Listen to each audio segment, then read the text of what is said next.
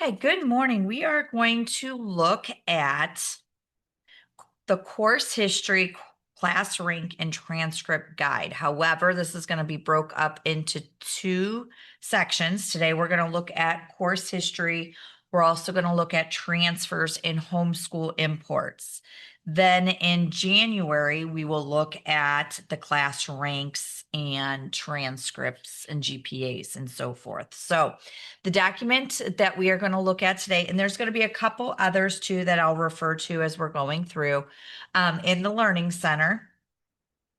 It is actually not a procedural checklist. So in student information, if I scroll down to the course history, also known as COHI, so for short for course history, you can find the course history class rank transcript guide. Okay. So that is the document that we will be looking at to start with. Okay. So we're going to go through looking at the beginning. Like I said, we are not going to look at this entire document. We're going to skip over some of the class ranking, GPA, and transcript. We will look at that on January 22nd, or I'm sorry, January 21st will be that training. So you can see that here. And then we'll look at seals and transcripts and load settings. So that will be a part of it. Okay, so some of the guide we are going to skip over, and then we're going to get into a few other documents as well. Okay, so the first page kind of talks about the importance of course history, what it is, and kind of going with class ranking and with transcripts. So in order to have everything for our students, whether they're a traditional student and they're in your building full-time, or they're going to the JVS, maybe full or part-time, if they're taking CCP classes, we need to make sure that their course history is accurate in order to maintain a correct transcript and a correct class ranking with their GPA. So some of this might be based on their schedule. So classes will go in there based on their schedule, based on the marks that are given by the teachers in gradebook. Some of it is imported, maybe from another district, maybe from if it's a district within our ITC, so another TCCSA district, or it might have to be manually added. So if it's a CCP class, they're coming from out of state, they're coming from another ITC out of not a TCCSA district. So all of this, it kind of all flows together and creates their course history in order to calculate that GPA to have the class ranking. So another thing that accurate course history does is it allows something called district trusts, and it allows shared data between the JVS and the homeschools. So this is an important thing in order to see. So because we know our JVSs don't necessarily create transcripts, do class ranking and so forth, because they're not, um, all those things are done at the homeschool, but they still want to make sure they're meeting all their criteria for graduation and so forth. So the district trust course history is based on what is entered at the homeschool. All of our districts, so all of our TCCSA districts have the district trust set up to show graduation tracking, course history, and attendance. Okay. So with that being said, most of our information we are going to look at today is going to be in our test district. So that's with our fake kids. However, with this, I'm going to show you my niece who is between her home district and our Wayne County JVS. So we're going to look at her to see what this district trust is and look at her course history from the JVS point of view and from the homeschool point of view. So first, let's look at her course history as a whole. So I'm going to switch districts. I'm going to pull her up.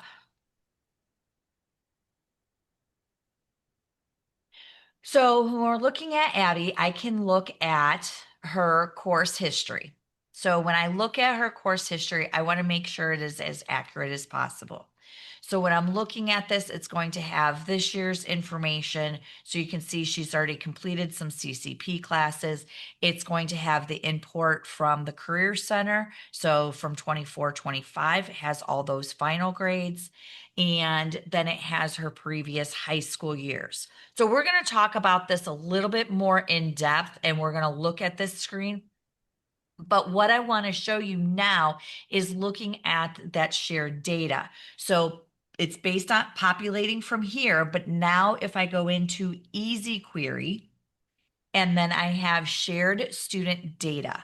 So if I look at my shared student data, it is now going to show me the data from, obviously, from me as the homeschool, but it's saying that, hey, I have a trusted district and school. It's the Wayne County Career Center.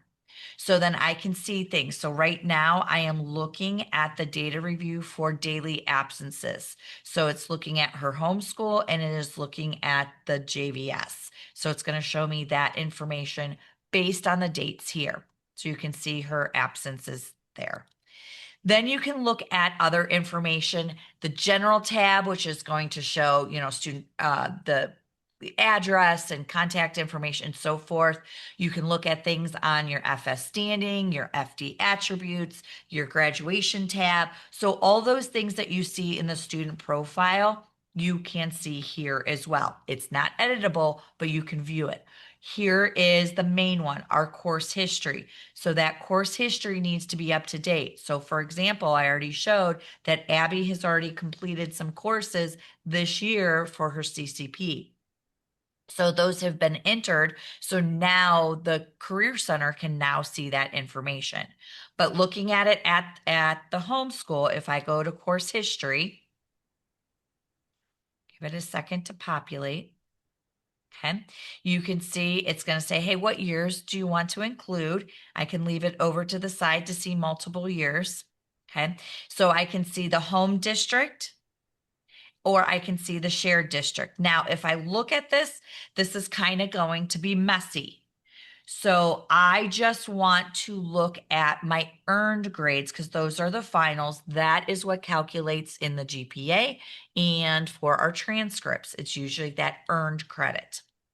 So if I bring that over to the side, I can also say, hey, I only want to see the ones is high school credit, include in the GPA and so forth. I'm just going to say my earned. I'm going to say display. So you'll see. Yes, ma'am.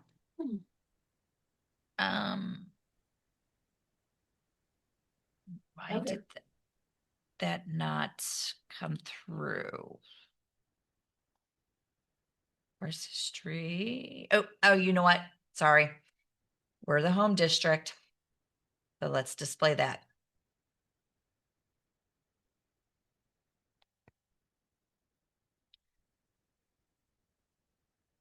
It's thinking slowly.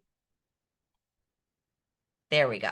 So now you can see it's only showing the earned, which is our final grade. So now I can see everything that has been put in, whether it's from the homeschool, so Rittman, or if it's from the Career Center. Okay. And it is showing that based on what is in the course history. So then you can see here, these are what the student has taken at the Career Center. So here's all her stuff. Okay. And you can see her dental technology that was imported for 24-25. Sorry for all the scrolling. So here's her dental technology. So the homeschool has already imported it. So the JVS and the Career Center talk, they get the file, we'll go through that import process, but now it is showing in the home district because that was imported. So it's being included in that student's GPA. So now let's switch to the Career Center. So you can see how it looks on there.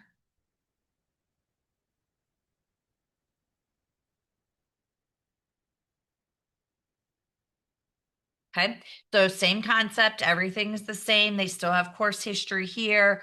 But if I go to my easy query, my shared student data,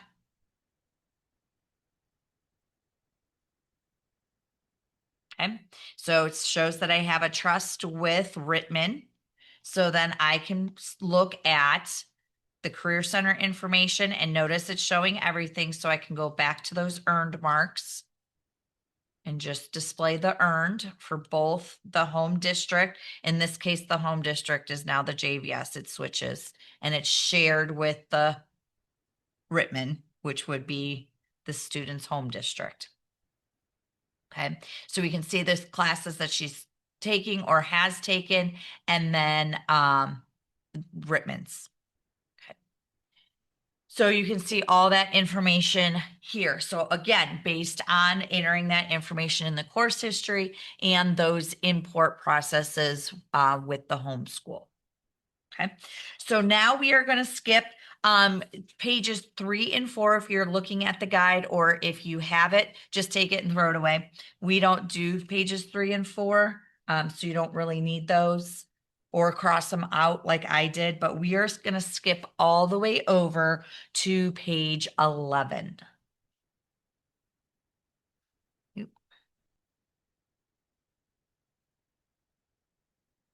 So I'm going to be looking at my test high school. So this is all the scrambled data.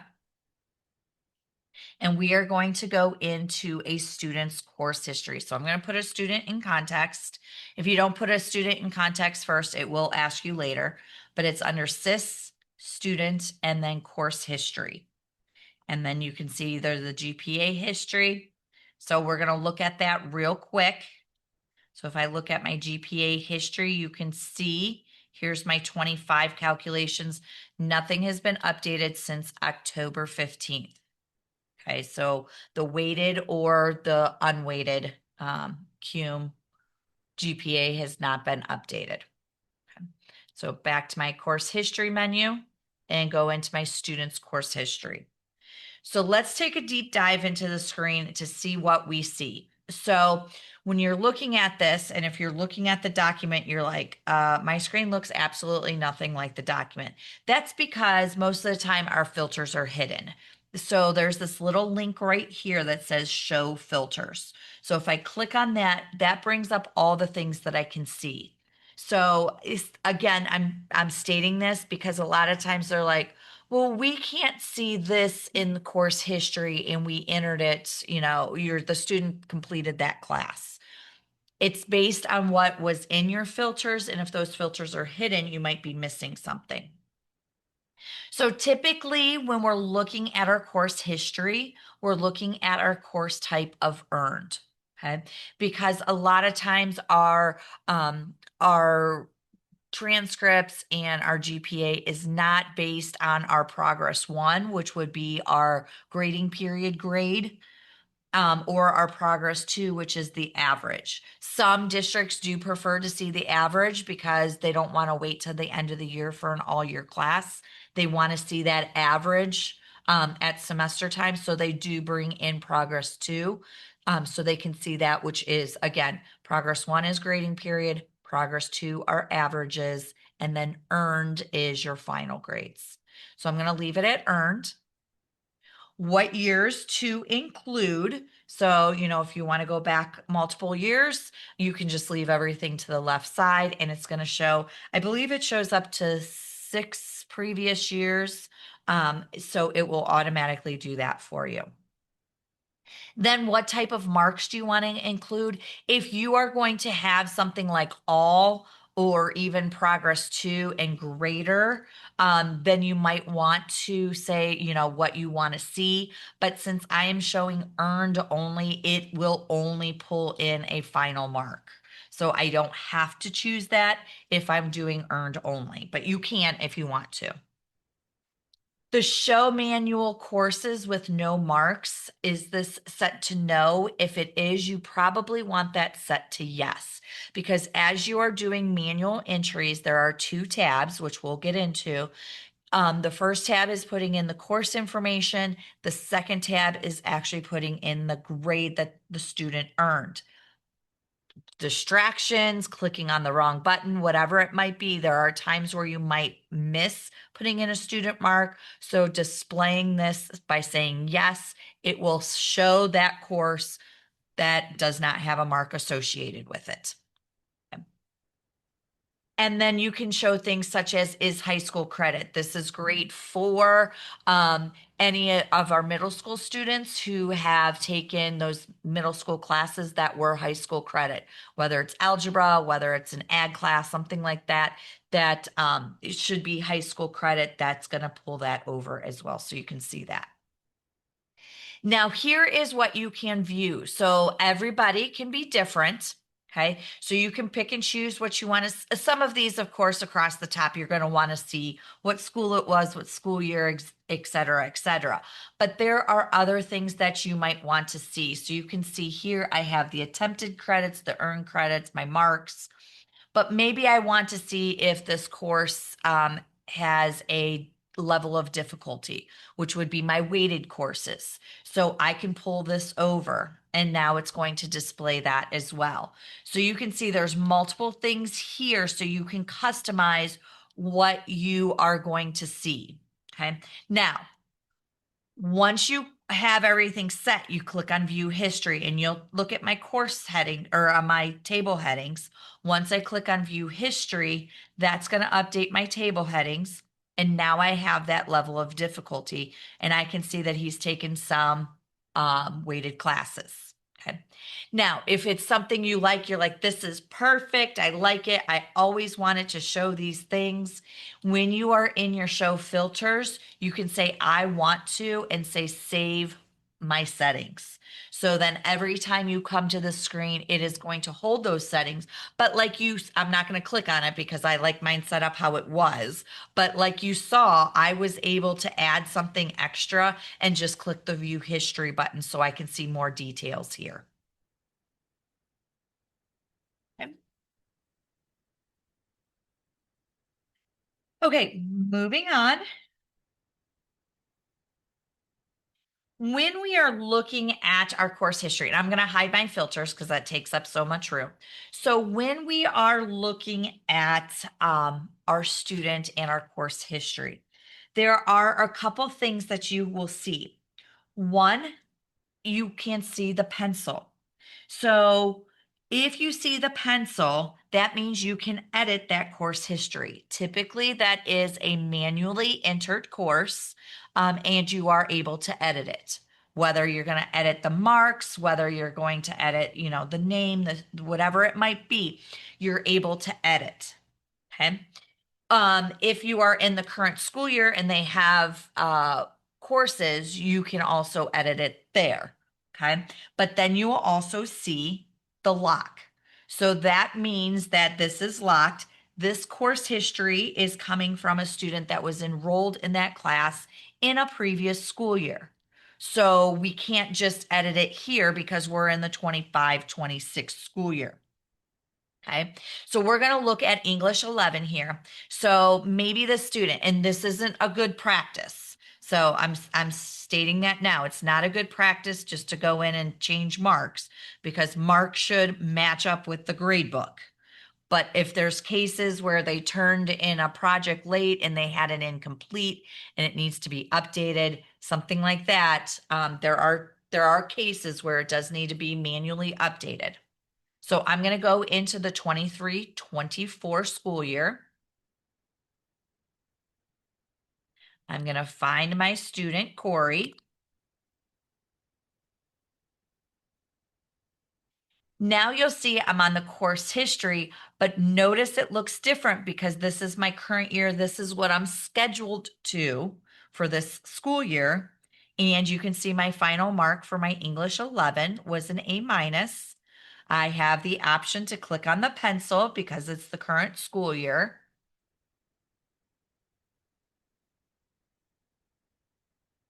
And then it'll take me to my marks entry screen.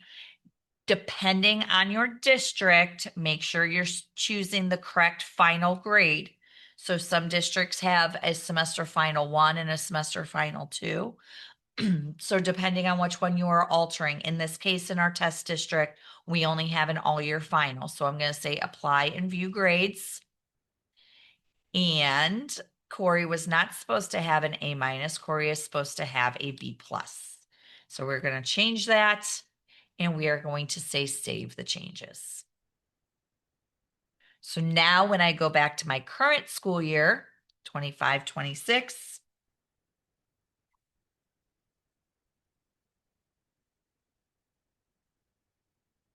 and I'm going to go back to my course history. And then we can look at that English 11, and that grade for 23-24 was updated to a B plus. So that's kind of looking at the courses here. So your attempted credits column is very important. So this is taking the marks, and it is saying, okay, you're attempting this many credits. This is what it is, what is used for the transcript. So, you've attempted that credit, you've got that credit. So it's saying, okay, yep, I've attempted, I got it, and we're going to populate that credit. Okay. So your earned is, sometimes, they've attempted one, but they only earned half because maybe it was a semester or, they get they get half credit at semester break. A lot of districts are doing that now. Maybe they failed the first half, but they passed the second half, so they only earned half that credit.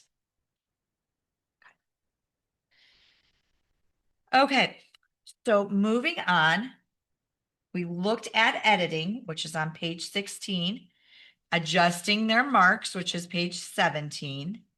If you need to delete something, and I'm going to leave this here, but you can delete. So if I go and click on the edit pencil, I can modify a manually entered course. So notice the edit pencil for a manually entered course was different than if it was scheduled. So we saw what it looked like when it was scheduled for 23-24, and I was just able to edit those marks because that was a scheduled class. Now, because this is a manual entry, I can look here and say, okay, is everything set up correctly? Did they, they attempted their one credit? Is the grade correct? Did they earn the credit? So based on the grade, it was the credit earned. And then if I don't like this or I entered it incorrectly, maybe I did a duplicate entry, whatever it might be, I can delete from here. Okay. Notice if I make changes, I can save and view course history. So that will take me to the list of all my classes. And this one that it doesn't have a cute color to it is the one that gets easily missed. Save and enter the marks, especially when we are doing a manual entry. It's a good practice to enter that mark right when you're putting in that course history, so it's not forgotten about. Okay, I'm not going to delete this, but if you do click on the delete, it will do a confirm and say, are you sure you want to delete this manually entered course? If you click the red OK, it will delete that record for good. Okay, so I'm just going to click on cancel in this case. And we are going to look at manually adding. So he took an online Spanish class, Spanish 1, and now he just finished the online Spanish part 2. So we are going to get that added. So the screenshot is on page 20 if you want to follow along. So I'm going to click on add a manually entered course. Now, looking at this is not a required field. This is the area that easily gets overlooked. Okay, so this is the school year that you want the course to be in place. So you can see it's going to go back different years. So, if this student finished it last year, I could put it in for last school year. 2 years ago, whatever it might be. Now, the nice thing with the homeschool import with the JVS, we're not manually entering all those classes. They're being imported. However, our CCP classes, things like that, we're going to be manually entering them, making sure that they're going into the correct school year. When I adjust this, and my example is really bad, but you can see grade level 12. If I change school years and I go back a school year, it should, and I think, was it 23? My student, yeah. So you can see that it does adjust the grade level to the school year where they're supposed to be. We kind of have our kids stay at the same grade levels in the demo database. So that's why it didn't work correctly. Now, with that being said, I have seen some people to say, well, I was trying to enter a course in 22, 23. He should have been in 10th grade, but it is showing ninth grade. Um, when you when a student has a manually entered course, it creates what is called a ghost record. So it is just the basic bare minimum amount of information in student information so that course, that manually course history can be attached to that school year. If there is an issue and it is not populating the correct school year, just put in a ticket. We'll look at it, make sure that's what the issue is. And then there's just a few things that need to be updated and it's fixed. Okay. But it should automatically adjust to the proper grade level based on the school year. Okay. The next thing is generating the course details. Now, if the student's coming from out of state, or maybe it's some type of CCP class, maybe you offer CCP classes through Stark State, but this student decided to take it through Ashland, and you don't have that course in your system. You can always find a similar course. So it pulls in those course details and then you can modify it. So for example, I'm going to click on the three little dots so I can search for a course. So I don't want to have to put in all those course details for my Spanish class because the student has already taken Spanish. So, or we offer Spanish at the school. This student just happens to be taking it online. So I'm going to search for Spanish. These are the courses that I have in my system. So that doesn't mean the student took a course in my system, but it's going to have the details and bring it in so then I can just modify a few things. So this student took online Spanish 2. So I'm going to say, oh, we have Spanish 2. I'm going to pull in that information. So I'm going to click on select this course. And then you can see it populates a lot of that information for me. So, I might give it an online. So I'm going to say online span 2. Okay. Everything else is filled in, showing it's worth 1 credit. Okay. It's showing the EMIS code for our foreign language, et cetera, et cetera. So if you don't pull everything in, this has to be manually put in. Okay. And then it's going to have all the checks and so forth. So, is high school credit? Is this going towards the GPA, et cetera, et cetera? You do have to have a school IRN. So whether it's through you or someone else, that needs to be put in there. So in this case, I'm going to use the ESC. But if it is something out of state, if it is, some type of post-secondary, you can put in all 9s. And then you can fill in a description manually. Okay. So if I put that in,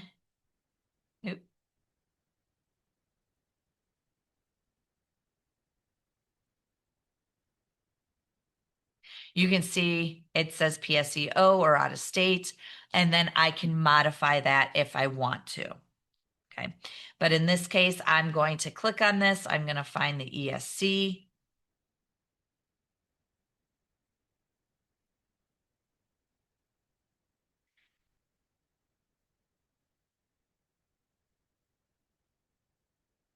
Okay, so once I put that in there and hit search or click anywhere and it searches, Okay, you can see it automatically populates the school district. Okay, if this is a CCP class, I would put in the college IRN. It will automatically populate the college. Okay, so this is a manual entry. If it is imported and you're coming in to edit for any reason, it will say that it was imported from the homeschool import. Okay. This is where those buttons are. And again, I want you to be very cautious before you start clicking on stuff because it's nice and it says, "Hey, I have a nice big blue button here and let's click on that." However, that's just going to save it and return to your course history so you can see that line item. It's not going to put in the grade yet. So I feel like this one, the save and enter the marks, should be the one that is in blue or make it green because that's what you want to do. So save and new would allow you to create another one. So if they had Spanish 1 and Spanish 2 without putting marks in, and then save and enter marks will automatically take you to the second tab. So we're working in the course details. If I say save and enter marks, it's going to switch tabs. So I'm going to do that. So you can see now I'm in the marks tab. It's online Spanish. What term was it? Typically, when we're putting things in our course history, it's based on a final. It's based on a final mark. So I'm just going to choose final. What mark type? That is my final mark type. And then what the mark was. So what did this student get? A, B, C, D. This is going to be based off your marks maintenance screen. So the student got, we'll say they got a B plus. If you are a numeric school, you would put in the numeric equivalent. Okay. But we are an alpha school here in our test district. The amount of credits earned. So they earned 1. And what type. So remember, our final grades are an earned grade. So we're going to click on earned. If you are bringing in an average, so you want some type of average or a grading period mark. So maybe somebody's coming from out of school and, they start at the second 9 weeks and you want to bring in their first 9 weeks, then that would be your progress 1. An average, if you're bringing in an average, that would be your progress 2. Okay. And then ratio, they're going to get 100% of their credits. I don't think we have any high schools that are trimesters, but they're on a ratio. So it'd be like 2 of 3 or, whatever it might be. Okay, so notice I can't add anything down here. I'm just going to click on the add button. Notice it's in green where it should have that other button in green on the other page. Okay, so once I click add, it will populate a line item here. Okay, so you then can see if you totally messed it up, it was supposed to be a final and you put it in as an average, you can delete and try it again. You can edit it if you did make a mistake, or you can go back and start creating another manual course entry. If you want to go back to the previous tab of Spanish 2, that will take you back, or you can click on it. Either one does the same thing. Or if I just want to see my list of my course history. Okay, so now you can see I have Spanish 1, I have Spanish 2, and their grades. Okay.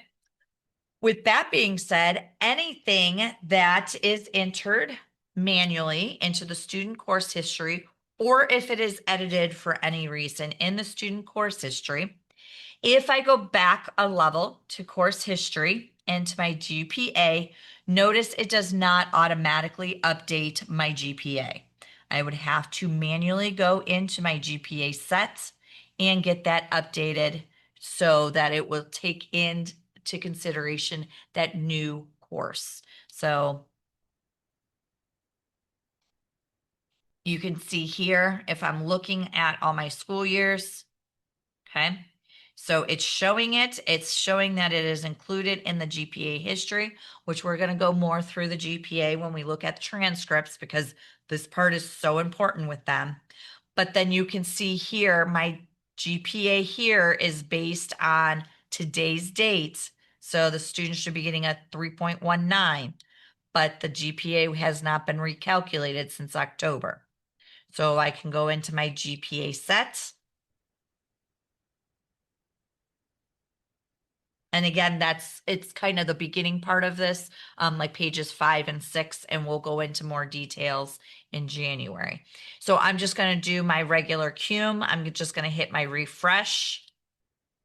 It's going to say that it's been refreshed, hopefully. There it goes.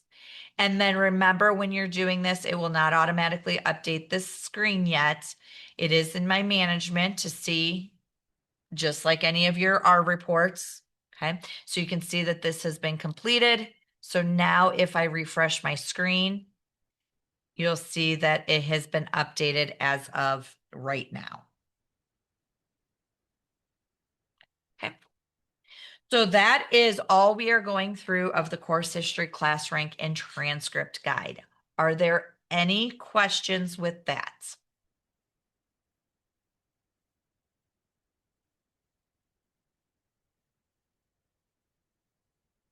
Okay. Next, back in the Learning Center, and I'm going to let that run. I don't know what it's doing, but back in the Learning Center. So if I look all the way at the top under procedural checklists, I have one under students that is called student transfers. So that is our next document that we are going to look at. So student under procedural checklists and then student transfers.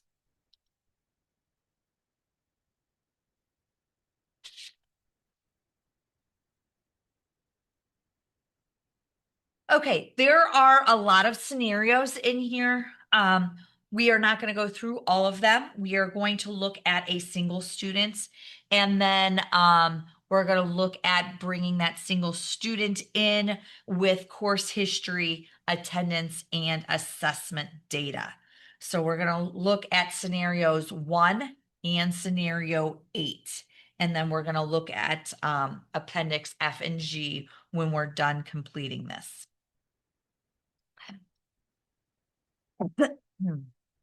So there is a lot of information at the beginning of this. So, a couple things that you want to make sure of. We're going to go through this. We're not going to do bulk enrolling and bulk transferring, but you can transfer from building to building. You can transfer to another district within our ITC, within the TCCSA districts.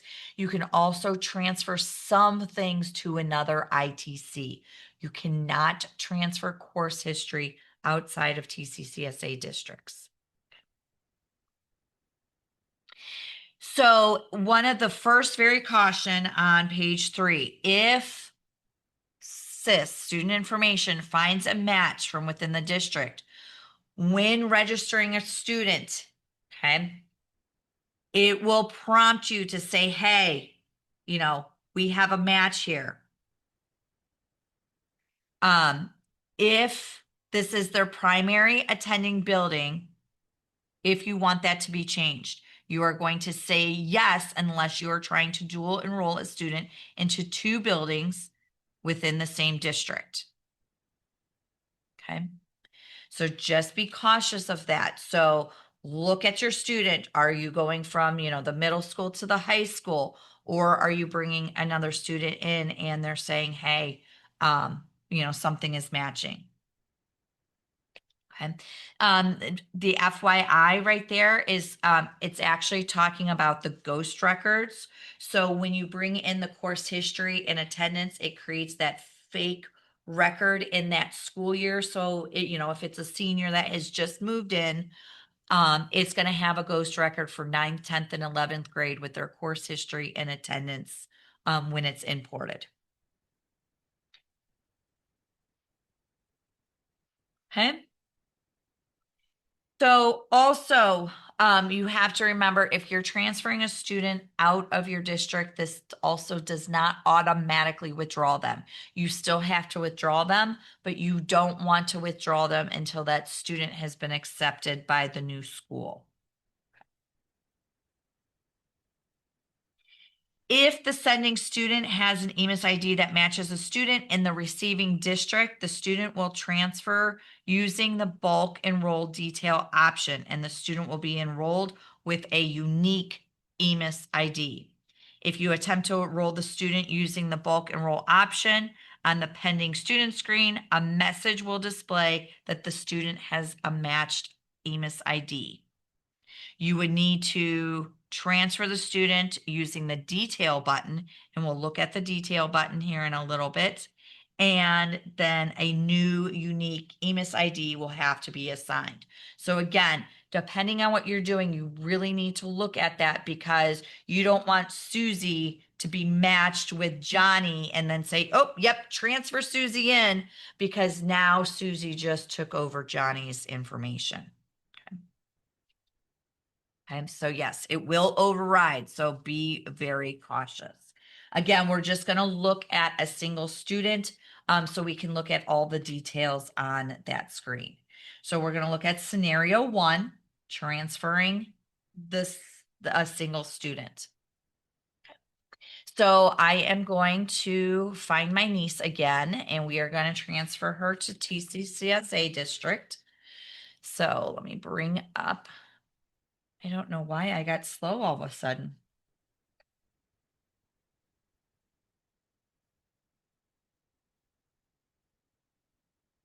Okay. Again, while this is loading slowly, it's saying, if you are transferring a student to another district, it does not automatically withdraw them from your district. But again, you do want to wait until they are accepted into that new district before you do withdraw them. Okay, so let me find Abby again. So we are going to transfer her. So I'm going to SIS and I'm transferring one student. So I'm in student and then student transfer. If you do not have the student in context, it will ask you for the student before you get to this screen. So you can see here the status of this. The JVS did accept them. So then I can go through and start changing my calendar and so forth. Of course, she's not withdrawn from this district because of the JVS. But if they were going to a different district, not the JVS, once you see it's accepted, then you can withdraw them, put them on the withdrawn calendar, etc. Okay, so it's very simple. I have my student in context. It's going to say make the student available in what school year. Okay, so with that being said, I'll show you a document here in a little bit. You can start making your students available into the future school year for 27 or 26, 27 for those JVS kids. Okay. I would wait till SYI occurs, but 26, 27 is available. Okay. But that would be more of a bulk transfer. And I do have a document I'll show you on the SIS home screen. So I want Abby available this year. She's moving now. She's coming into my district. You're going to search for your district. Okay, so I'm looking for my TCCSA test district. And then what building? So once you select the district, then it gives you the building options. So where are they going to be going? So she's going to be going to the high school. And then I'm going to say transfer. So now you can see it has the information here. She's going to the high school in the test district. It is not a JVS, and the status is still pending. So now what we want to do, we're going to skip all the way over to scenario 8, which is on page 14. And we're going to do that in my home district. Okay. You guys don't have the option to switch back and forth between districts, but we do. We just don't have multiple fake districts. Okay. So now I'm at my test district. So Rittman called me up and said, hey, Abby's coming to your district. I'm going to send her over today. Okay. So now what I want to do is find this information and determine what I want to bring in. Okay. So that's kind of what all the FYIs are kind of talking about. One, it's reminding that this does not automatically withdraw them from the sending district. So once you accept them into your district, you would want that sending district to know that you have accepted them so they can withdraw the student. Um, so the course history will transfer, like I said, between any of our districts here at TCCSA. It will allow you to transfer the course history as long as it is marked as high school credit, because we're not looking at what they did in third grade math. It's only going to do those ones that is marked high school credit. It will also bring in um, any manually entered courses that way. It's going to bring in attendance. You can also transfer ACT scores. So there's several things that you can bring in all on this transfer. So I am going to look at my pending students. So I'm just going to type in my go-to pending. So now it says view my pending students. I am only going to look at today because I know Rittman just called me today and said, here, here the student is coming. So I'm just going to look and hit search. But before I do that, notice you can even say, okay, well, I just want to see students that are coming from this specific district. Okay. We will manually do the marking patterns. I'll refer you to one of the appendices if you want to put in marking patterns for all of the TCCSA test districts. It's just you have to map them each individually. So then when you bring in students, it will automatically map them. Where a lot of times we have, you might have one from Rittman, one from Orville, one from Worcester City, and so forth. So you would have to create those marking pattern mappings for all of them. So we're going to look, here is Abby. We are not going to click on any of these buttons unless it was incorrect. Okay, if it was incorrect, we can check it and we can delete the transfer.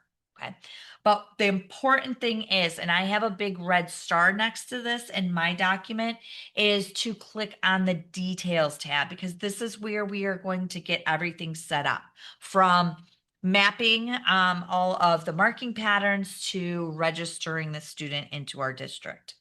So I'm going to click right here where it says details. Okay. So I can see, who the student is, where she's coming from, what grade level, et cetera, et cetera. But before I just accept her, you can still see it's all pending. It's giving me a warning that's saying the marking patterns of the school and the school year need to be mapped in order for the course history to be transferred. Okay, because it doesn't know. Every district calls things a little bit different. We might call it GP1, but Rittman might call it RP1 or something else, or QTR1, whatever. Everybody's at a little bit different. So that is the importance of mapping it. Deleting the selected transfer does not affect the student's record. Correct. Because at this point in time, the student is not transferred into the district yet. So I could delete it. So if I accidentally send you a student and you're like, oh my goodness, I was supposed to send Zoe, not Abby, and go ahead and delete that. So then it just then is rejected. You can see here it was rejected. Okay. So good question.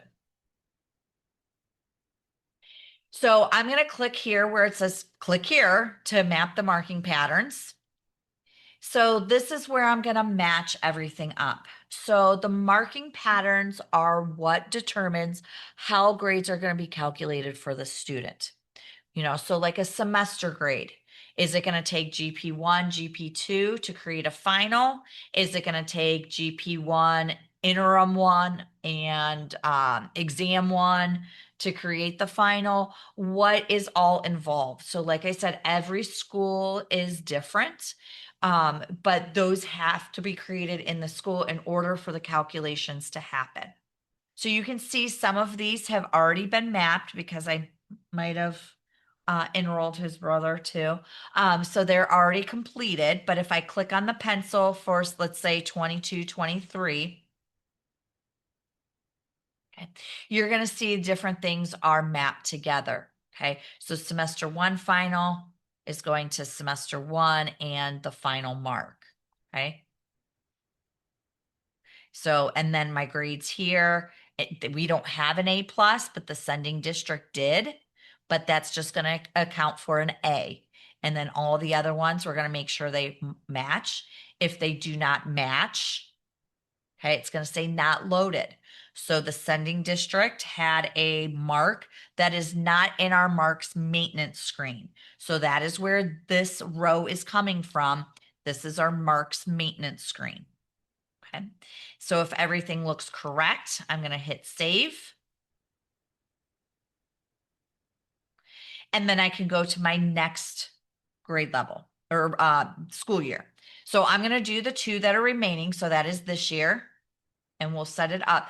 Now, this all determines what you want to bring in. You can see there's GP2, average 2, GP1, etc.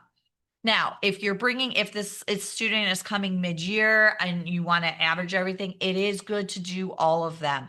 So this is my semester one. This was GP2. Okay, so semester one, average one, etc. So I'm just gonna go through and make sure these match what I have in my district. Notice they're not necessarily in order, so always be careful making sure that you are picking the correct thing. The mark type is going to populate over here because of what I have picked in my marking pattern. That is a grading period grade, or sorry, by the reporting term, that's a grading period grade. And then what the significance is, a grading period grade is progress one. And then if an average is going to progress two, and then my final is earned. Okay, so I'm going to go, oops, we're going to semester two now. Semester two. And this does take a little bit. We're on a final, we're semester two and an average. And again, like I said, they're not always in order. So you want to make sure that you are picking the correct thing. You always want to double check. And again, sorry you have to watch me click, but this does have to be done before you can bring in that student. And again, if I wanted to just do the finals, if I was just bringing in those grades for the previous years, maybe the student is starting at the beginning of the year. I can't click and talk at the same time. If that is the case, you can just bring in the finals. You don't have to bring in all the grading periods. But if the student is coming in mid-year and you do want those grades in there, then you would want to map all of them. This is GP2, and then the last one is our average one. Okay, so you would just double check everything, make sure everything's lined up. Again, because they're not always in order. And then make sure the grades line up. And again, they have an A, we don't. So are you okay with an just a regular A? And then the ones like an S and a U, the sending district had them, but we don't. So I'm going to hit save. And that one is now mapped. I am going to do the middle school one. And this one I'm going to do a little bit different because instead of mapping everything, I just want to bring in my final marks. So this is my semester two. It is going to be a final. My semester one is going to be a final. And I'm going to do my all year final. Okay.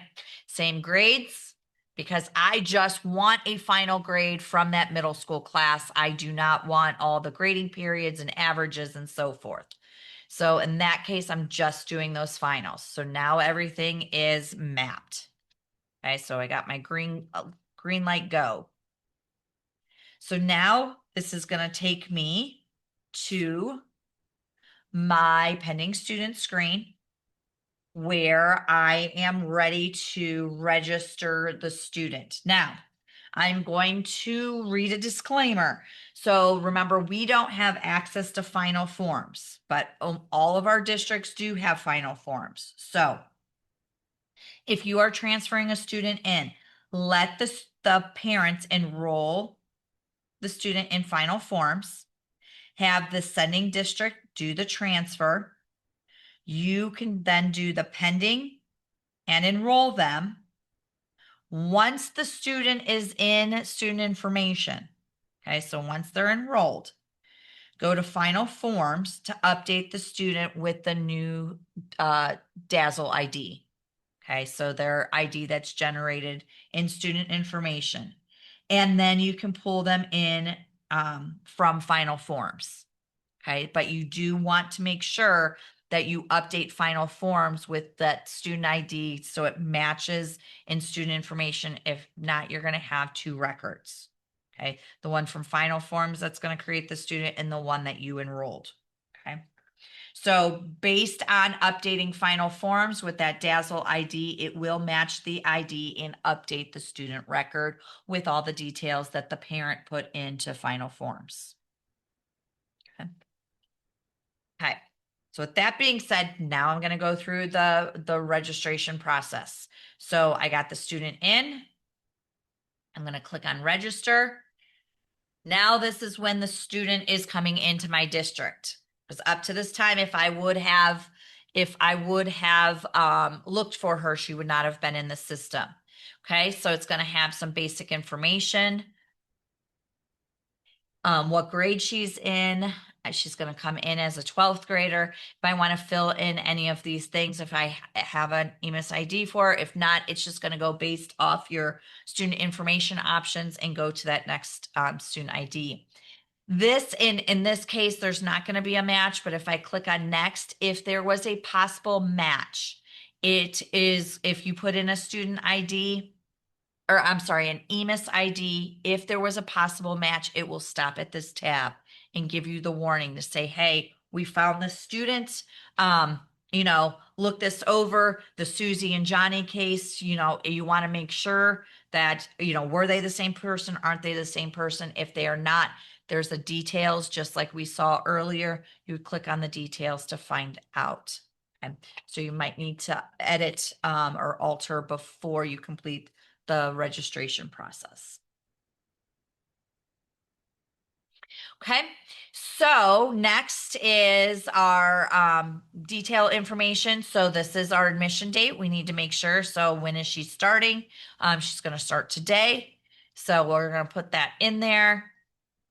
Grade, include in GPA, include in ranking, all that stuff should be in there. If I want to assign a homeroom at this point, I could. And then all of the contact information is going to come across. Okay. So if you wanted to give, any other details here, you could do that. Okay. See, I told you, legitimately, she is my niece. So then we're transferring her in, but before we transfer, says we have transfer options. Okay. You might not want to transfer anything in. Not sure why, because if it's helping and saving time, you can go to scenario 8 and do it that way and not transfer anything in. Or I'm sorry, scenario 7, I think is the one without importing. But we're doing scenario 8 and we want to transfer all these things in. Notice course history is only available through our ITC districts. Outside of our ITC, it will not bring in course history. And then she's being transferred from Rittman. So it's got all that information there. Okay. So now we're going to move on. Go next. If there's a family group, it will search and try to find something that was already created. If there, was a sibling or something, or if they were previously there and then they came back, that might populate here. But in this case, I don't have anything. I'm going to go to next. This is my EMIS information. So where she's coming from, she's going to be attending at the high school. Okay, 100% of the time. If they're going to be taking CCP classes or JVS part of the time and the high school part of the time, you can do that information here. This goes on the private tab of the profile, the student's profile.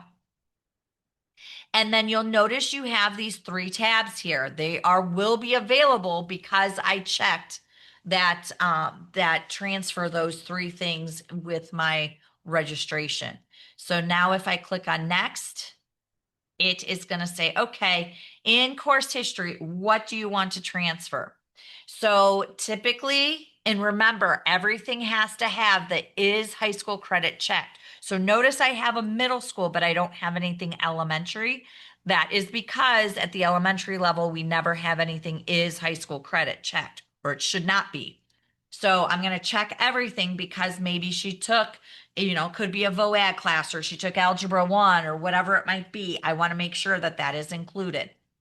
So then I'm going to go to next. What attendance do you want to bring over?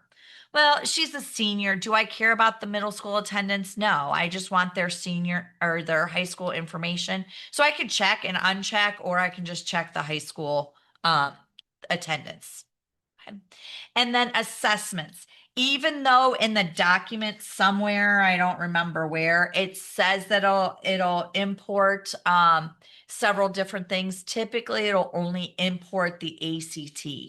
And then I'm going to show you how to bring in the end of course information. So we're going to bring in our ACT, and then we are going to hit finish. It's going to say there's more attendance that you can transfer. Are you okay with it? Because remember, I did not select the middle school. And as long as I'm okay with that, I'm going to click OK. And she is going to be registering into my district. And this will take a minute as it's creating her stuff, and then we'll just confirm to make sure everything has populated.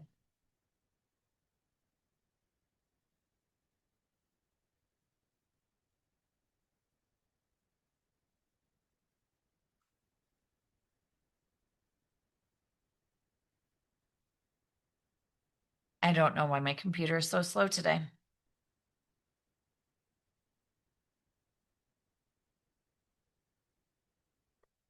Appendix A, B, and C, if you're looking at the document, are just saying what information is being transferred when you're doing, whether it's within the district, within the ITC, or out of the ITC.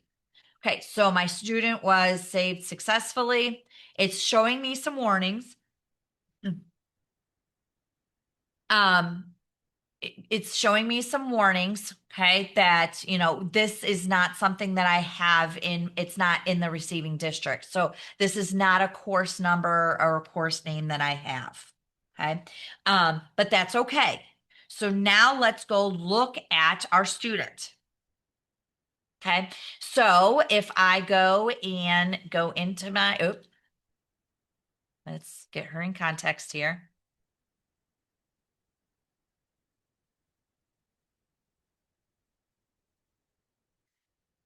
Oh, I'm just having all kinds of problems. Okay, so the first thing we're going to do is we are going to look at her course history. So let's look at her course history.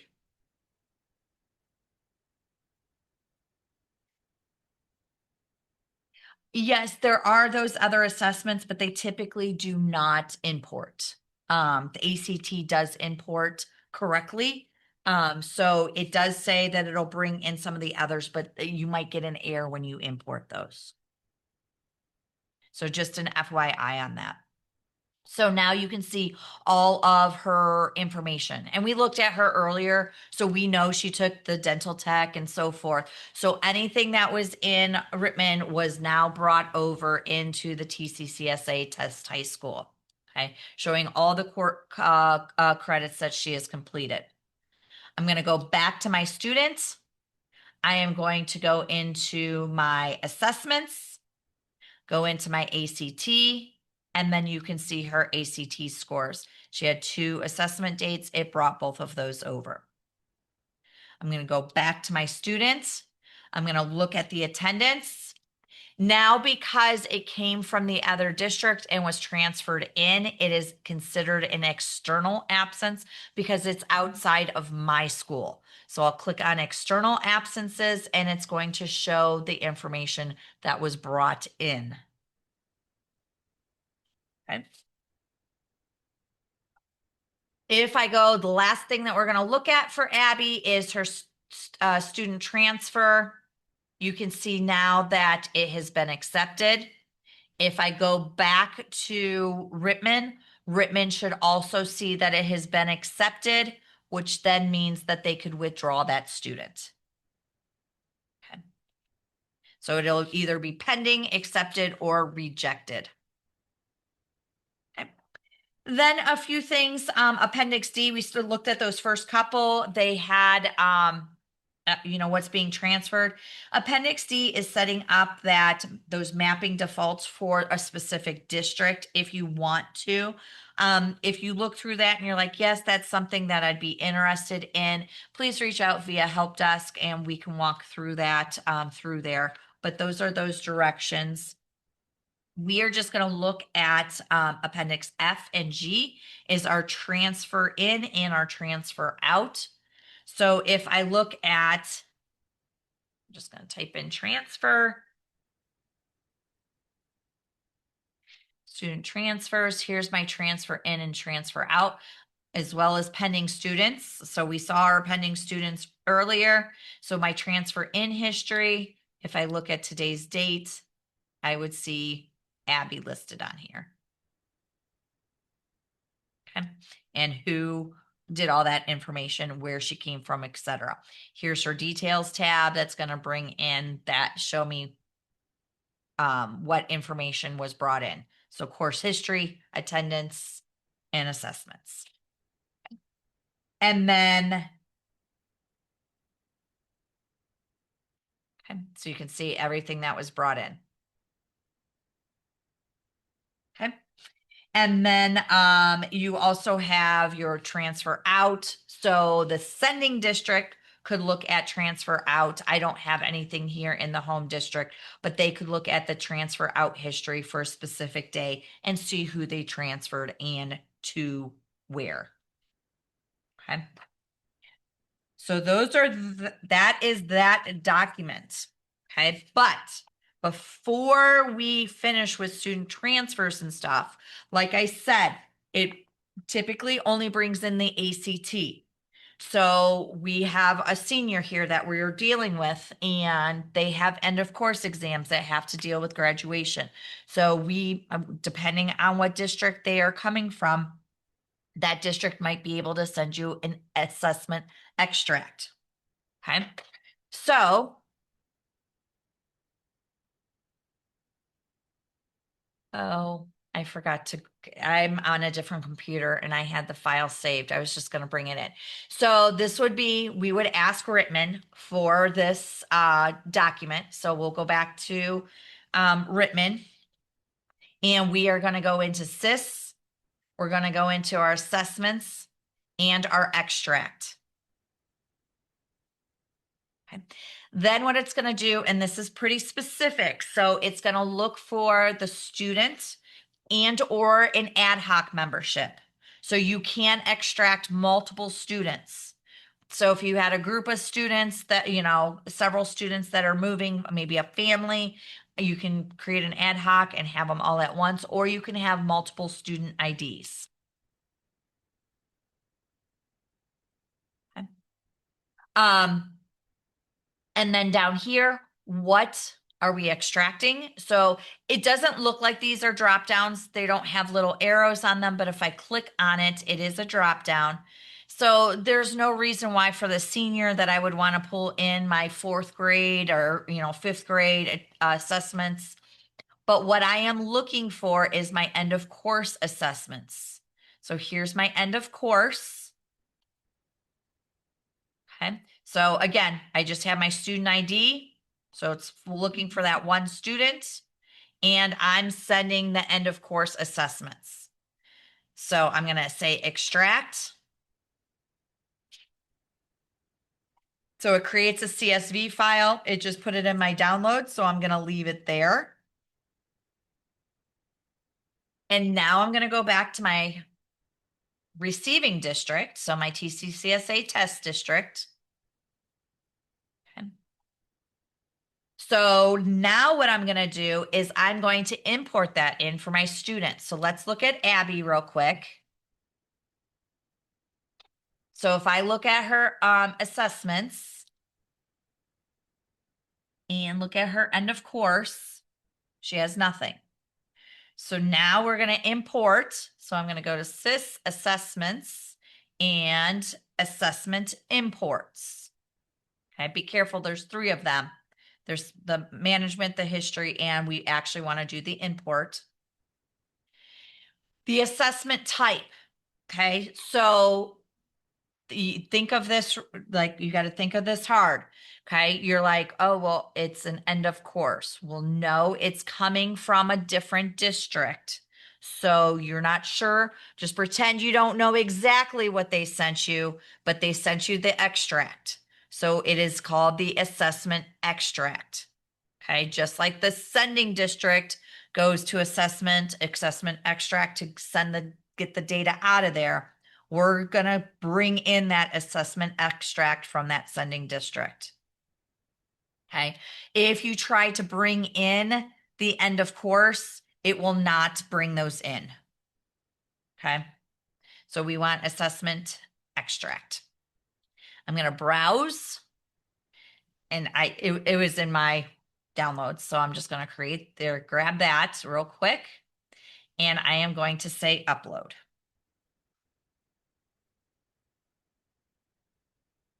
Give it a second to process.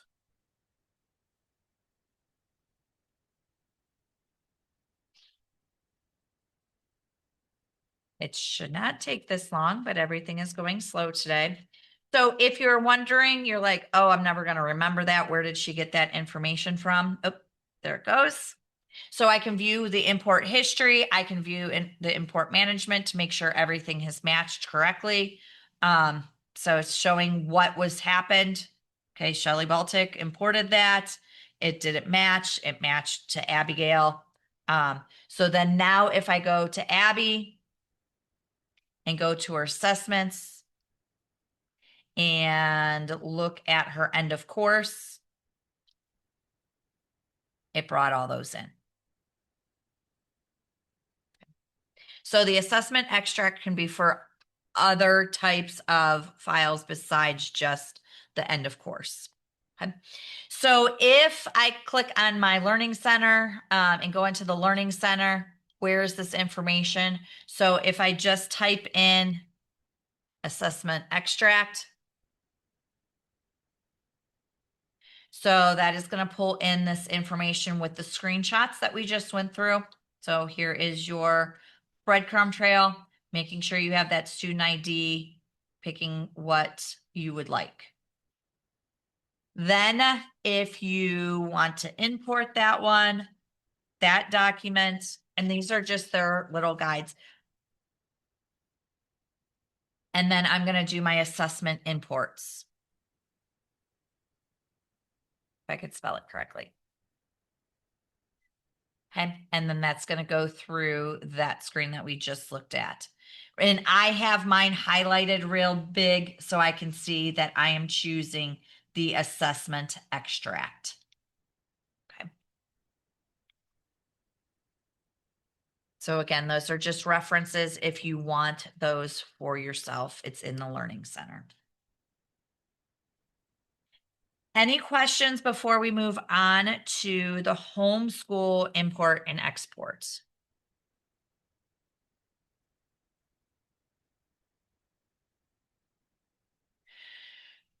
So on our student information homepage, underneath, there are 2 things.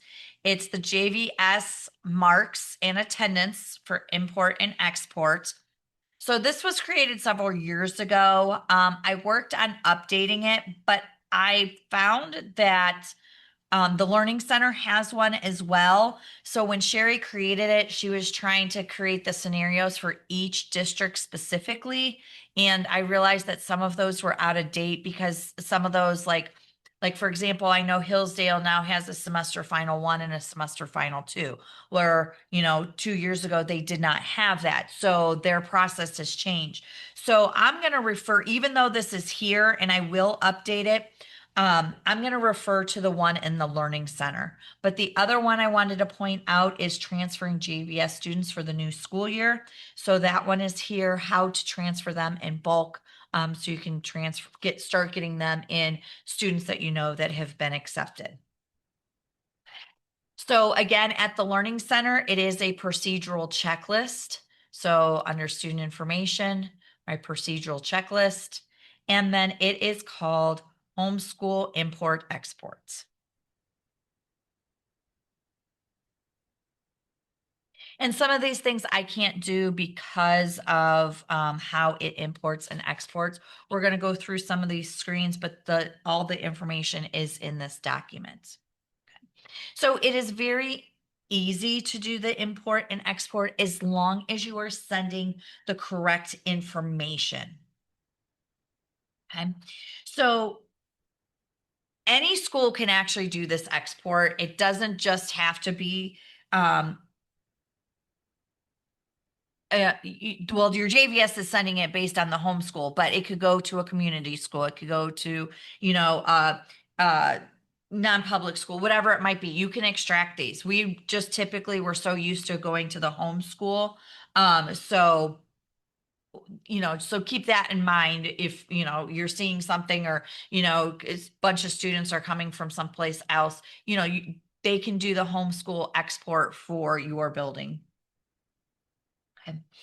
um the homeschool export will only export classes that have the class type of class, CCP, online, or vocational. Okay. Anything other than that, it will not export. So lunch, study hall, etc. So if I'm looking at my courses, it is going off of the miscellaneous tab. Oops. Let me get into a class real quick here.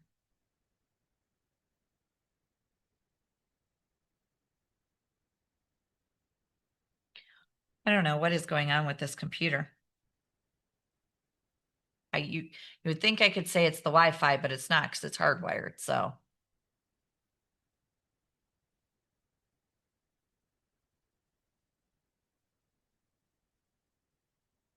okay, so if I look at my algebra,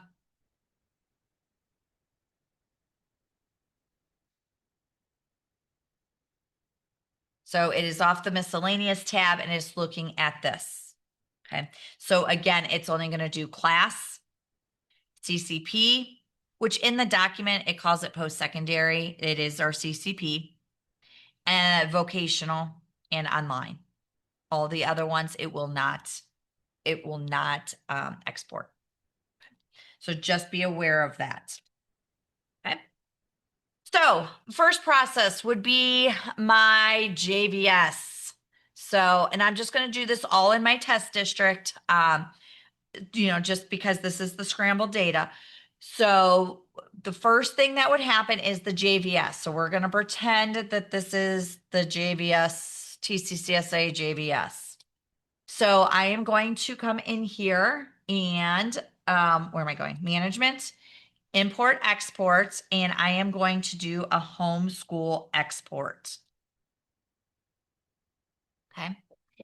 So the first is, hey, what do you want to export? Okay.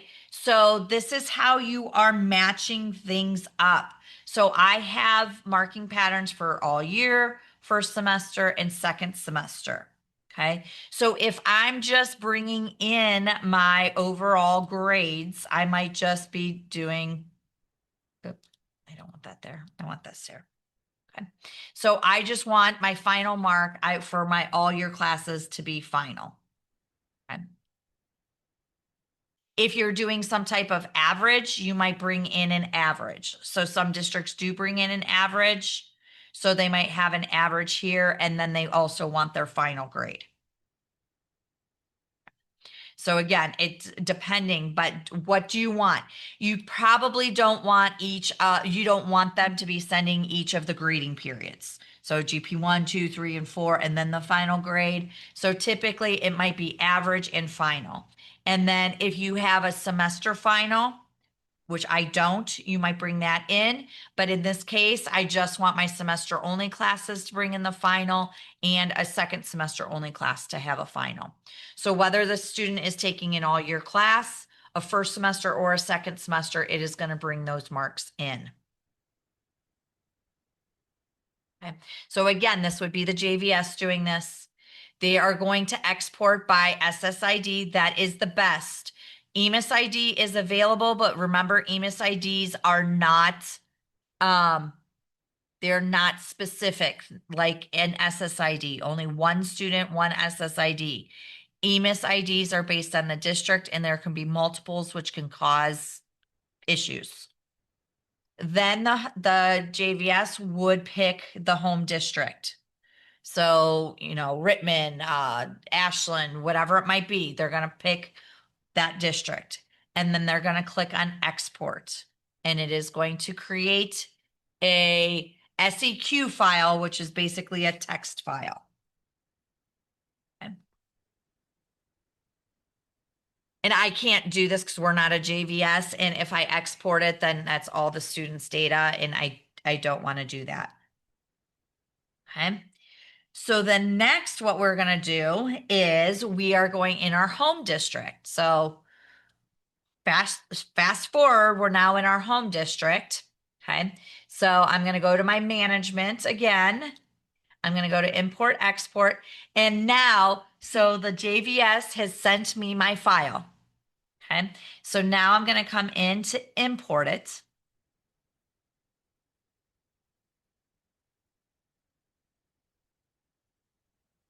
So this is going to be based on the reporting terms that you have in your district. Okay. So if you are bringing in an average, if you are a district that wants an average, okay, you might say, okay, bring in, the first semester average, it's an average. And remember, it's a progress too. And then you might bring in second semester average. Okay. Or if you only want that final grade brought in, we're just going to say, okay, I'm bringing in the final grade. It's a final and it's earned. And it's only going to bring in those final grades. So right now, some of our JVSs, I don't think either of them have their grades final yet for the first semester. So there probably wouldn't be anything to export and import. It would be blank. Okay. But once the semester rolls over and there's those semester classes, anything that had been marked final with the earned credit, it will be exported and then can be imported in. Okay. So there are 3 different import modes. Okay. You can see perform the import and create the verification file, which means it's automatically going to bring everything in without you double checking that file. Okay. If you want to create the file so you can look everything over, it is a text file. It is all just, one line per student with a bunch of numbers and letters that's going to import. But it will not import anything. Okay.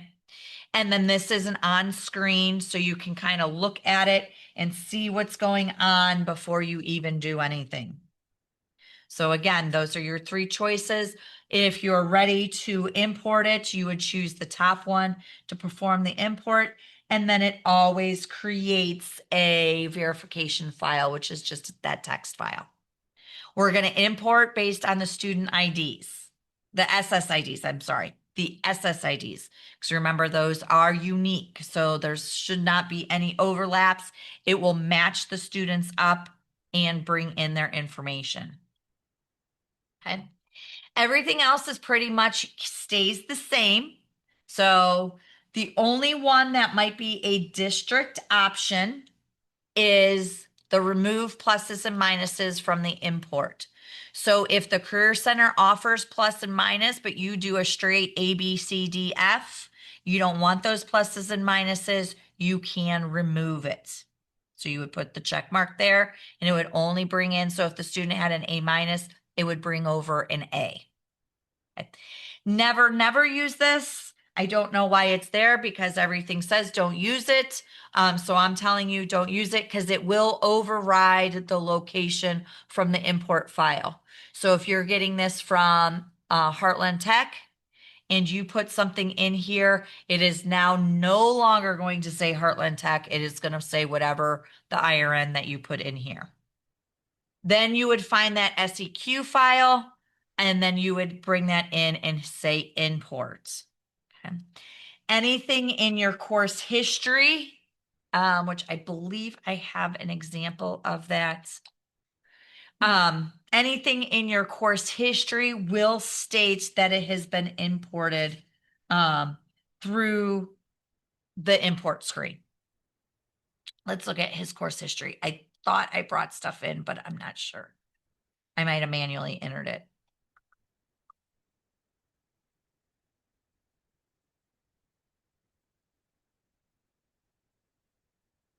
Nope. I mean, it's manual. Okay. So yeah, I can't do that. But it would say right here, if I clicked on it, that it was imported from, loaded through the import feature. Okay. Okay. So again, the JVS has to create that export file first. It is based on the district. Okay, so it is based on the district, what they are doing. And, so I'm only sending to Worcester City. I'm only sending to Orville City, etc. So there's not a bunch of other kids in there. They can specify what district that file is going to. So they can kind of customize it based on the district. If the district, say Worcester City, wants only final grades, but Orville wants averages and the final. They can do that because of the export. Okay. One thing I do want to say, it is on page 8, the very last page. There are a lot of FYIs in here. But one that I want to make note on is the difficulty points with the new law through ODE, which we are having a training on that on Thursday. But if the JVS is offering any CTAG classes, the homeschool does have to weight them with difficulty points if the homeschool is weighting. Okay, so if you weight any CCP classes, AP classes, things like that, they do have to be weighted. We're going to go through that entire process on Thursday to show how it's set up on the JVS side as well as at the homeschool side.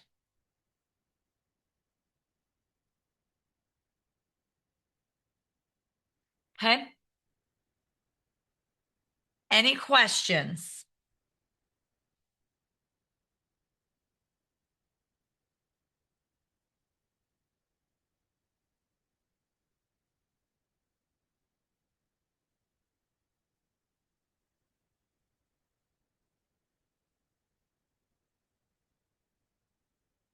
Okay. With that being said, I referenced all of the documents that I used today. So if you want to refer back to them, then if you have any questions at a later time when you are working on these, never hesitate to put in a ticket to support@tccsa.net and we can answer you. If you don't have any questions, feel free to jump off and have a great day. Stay warm.